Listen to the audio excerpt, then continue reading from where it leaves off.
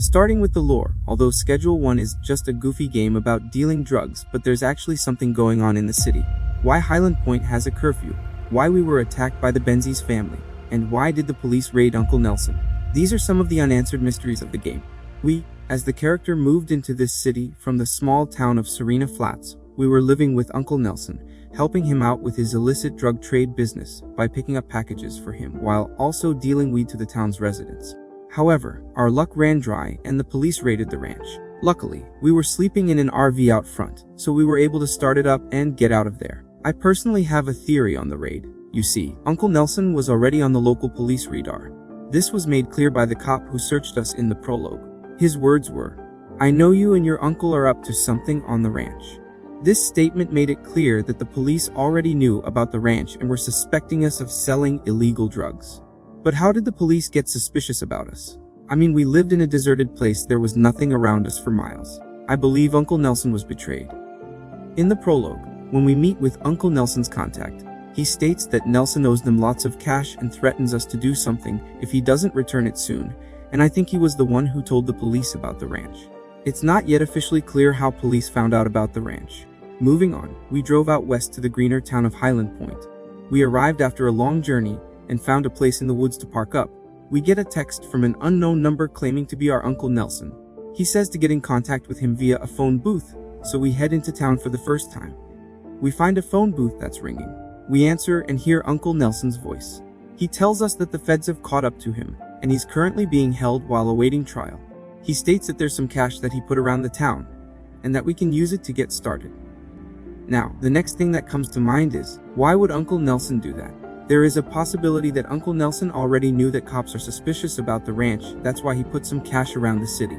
So we go around town to collect all the cash. But on our way back to the RV, we notice a large explosion nearby where we parked. As we get closer, we realize that it's our RV that has been destroyed.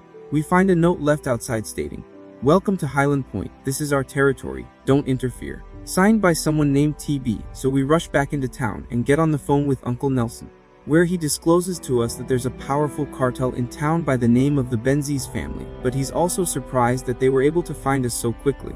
The signature on the note says TB, so now we know one of the Benzies has a first name starting with T, but we never see any other signs of this TB person beyond this first note, and this leads us into our second biggest question. How was the Benz family able to find us on the very first day that we arrived in Highland Point? Where did they go after absolutely destroying our living space? And why did they just stop there, never to be seen again? I believe that this is somehow connected to the curfew, our third biggest mystery. On the very first night, we experienced the city's curfew that is enforced by the police and put in place by the local government. After 9 p.m., everything is completely shut down, and not only shut down, but you'll be arrested if you're found outside of your home.